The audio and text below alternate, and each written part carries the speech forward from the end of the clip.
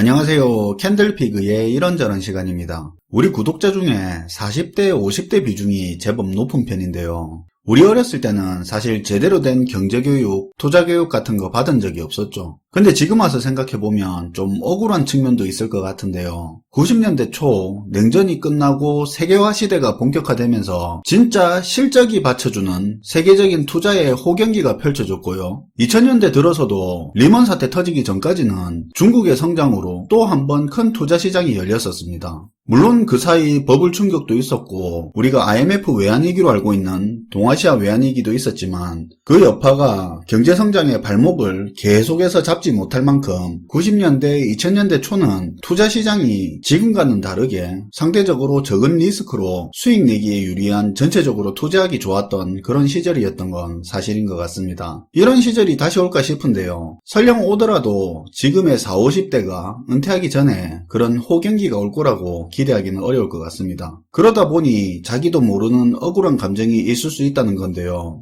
그때 경제를 알고 투자를 좀 알았더라면 그런 장기간의 호갱기를 등에 업고 투자로 안정적인 수익을 내면서 월급에만 의지하지 않고 젊은 시절부터 자산을 좀 더 안정되고 빠르게 늘려갈 수 있었던 기회였던 것 같은데 그때가 그런 시절인지도 모르고 투자는 생각도 안 해보고 당장 진급에 목매고 올라봐야 뻔히 보이는 월급 좀 더 받아보겠다고 일에 치여가며 시간을 보내왔는데 기껏 지금 가진 거라곤 은행에 담보 잡혀있는 집안 채랑 차 한 대 그리고 준비 안 된 노후밖에 없으니까 그런 감정이 들 수도 있겠죠. 그 좋은 시절 아무것도 모르고 보내버린 거 아쉽기도 하지만 이미 지나버린 거 나는 그렇다 쳐도 안 그래도 일만 해서는 답 없는 세상 우리 자식만큼은 경제와 투자에 일찍 눈뜨게 해서 돈도 효율적으로 굴리고 내가 겪었던 시행착오 반복하지 않게 하고 또 투자 타이밍 잘 만나서 이런 굴레에서 좀 벗어나게 하고 싶은 마음이 아마 대부분의 부모라면 가지고 있을 겁니다. 그래서 최근에 보면 자녀들에게 경제와 투자 교육을 조기에 시키는 부모들도 많고 주식 투자도 배우게 하고 이런 것과 관련된 프로그램들도 인기를 얻고 있습니다.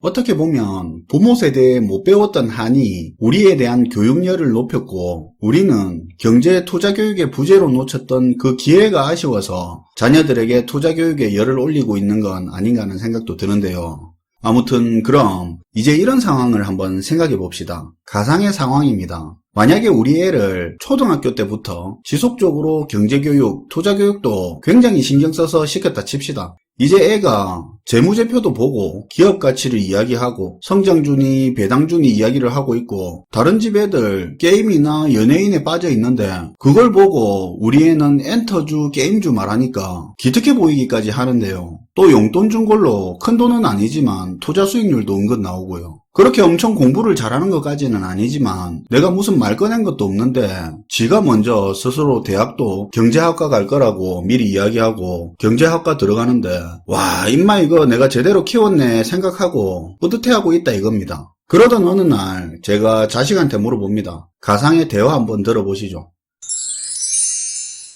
그럼 졸업하고 취업은 어디 생각하는데? 금융권? 아니면 일반 기업으로? 취업 안 할 건데요. 무슨 소리고? 그럼 졸업하고 뭐 할 건데? 전업 투자자요. 아니 갑자기 왜 그러는데? 그래도 직장은 다녀야지. 취업 생각 안 해본 건 아닌데요. 졸업한 선배들 괜찮은 데 들어갔다고 해서 버는 거 보니까 이거 아니다 싶더라고요. 뭐가 아닌데? 아니 하루 종일 직장에 매여서 한 달 버는 거 해봐야 고작 몇백이고 그렇다고 눈치 봐가면서 투자하니까 투자는 투자대로 제대로 못하고 그냥 제가 투자에 집중하면 솔직히 한 달에 그거보다는 훨씬 더 벌 자신 있어요. 제 여유시간도 있고. 지금 내하고 장난치나? 장난 아닌데요. 장난이 아니면 무슨 그런 대도 않는 소리를 하고 자빠졌냐? 그럴 거면 대학은 왜 갔는데? 아니 아버지야말로 갑자기 저한테 왜 그러시는데요. 아버지가 저한테 맨날 일만 해서는 도태된다고 하면서 투자한 거 아니에요? 젊을 때 일만 하고 산 거 후회된다면서요. 이래가지고는 집 사고 노후 준비 불가능하고 근로소득 가치 떨어진다고 그러셨고 저도 투자해보니까 그거 확실히 알겠는데 그래서 차라리 투자에 집중을 하겠다는 건데 왜 저한테 화내시는 건데요? 그럼 대학 4학년인데 지금까지 취업 준비도 안 하고 있었던 거냐? 네. 그럼 그동안 뭐 했는데? 투자했죠. 무슨 돈으로? 지금까지 투자해서 모은 돈하고 청년대출 받은 걸로요. 임마 이거 완전 맛이 갔네.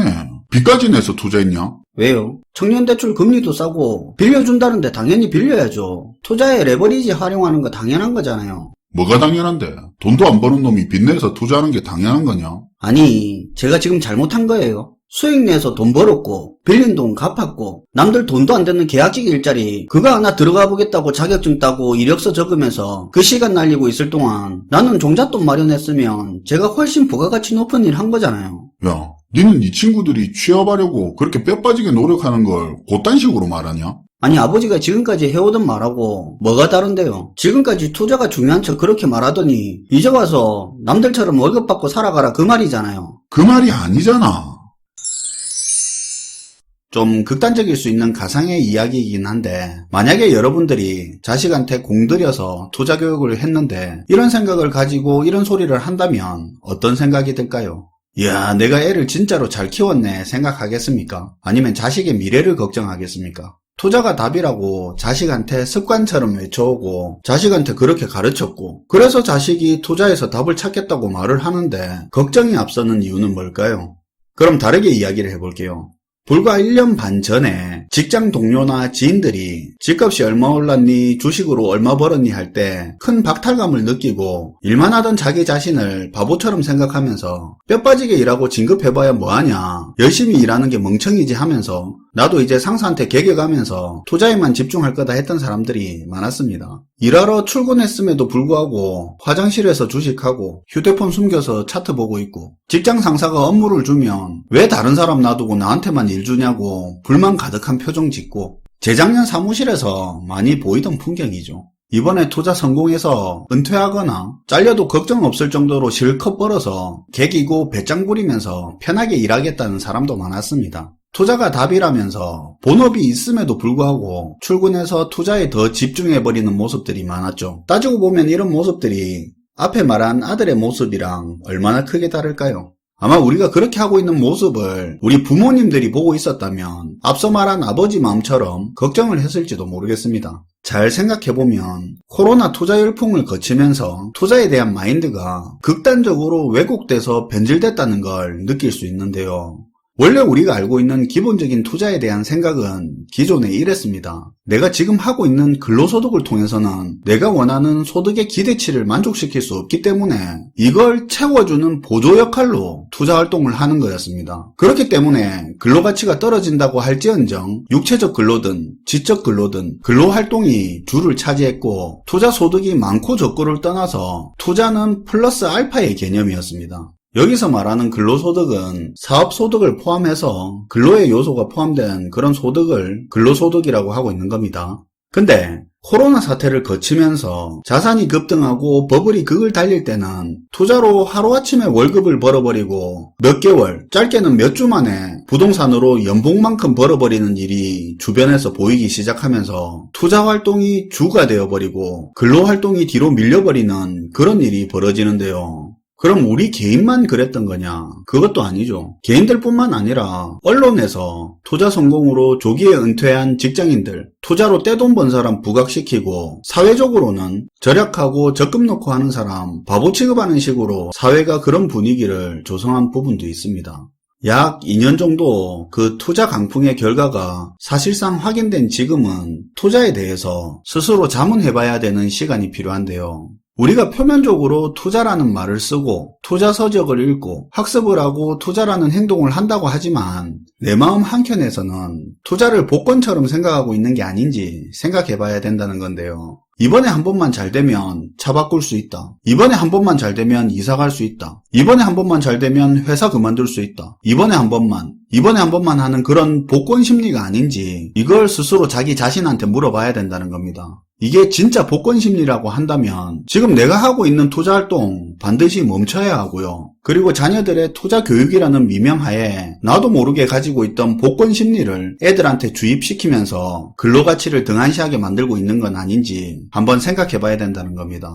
엉뚱하게 들리겠지만 투자에 임하는 데 있어서 가장 바탕이 되는 가치는 성실과 절제입니다. 그건 자본주의가 제대로 유지되기 위한 기본 가치이기도 하고요. 왜 그런지는 여러 번 말해왔습니다. 성실과 절제가 결여된 투자는 끝에 가서는 언제나 한탕주의로 빠져들게 만들고 성실과 절제가 없는 자본주의는 경쟁은 없고 독점과 편법이 난무하는 천민자본주의, 정글자본주의로 흘러가죠. 자녀들의 투자 교육, 저는 굉장히 중요하다 봅니다. 돈을 불리고 효율적으로 운용하고, 다만 이 교육이 효과를 발휘하고 결과가 건전하게 나오기 위해서는 저축과 절약, 하기 싫고 힘들어도 참고 때로는 노력해도 결과가 안 나와도 꾸준히 하나하나씩 쌓아서 성취하는 활동들의 가치 같은 이런 교육들이 투자 교육하고 반드시 함께 병행이 되어야만 우리가 기대하는 자녀 투자 교육의 결과가 변질되지 않는다고 봅니다. 시청해주셔서 감사하고요. 지금까지 캔들피그의 이런저런 시간이었습니다.